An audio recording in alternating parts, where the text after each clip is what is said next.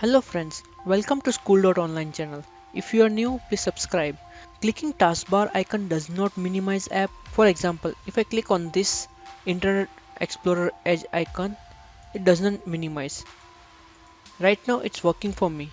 If this doesn't happen for you, click to minimize is not working, then the simple solution is open the command prompt, type cmd, and in the command prompt type task kill /f/im and type the explorer.exe.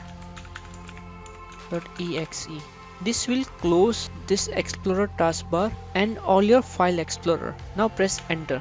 So you have seen this, everything has been closed. Now again type explorer.exe.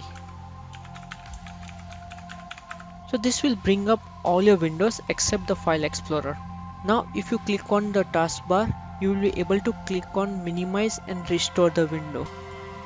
And the second trick is same way, using the GUI, right click and open the task manager. Under the task manager, go to details and you will find the explorer.exe and task this explorer.exe, and this will close all the taskbar and the explorer window.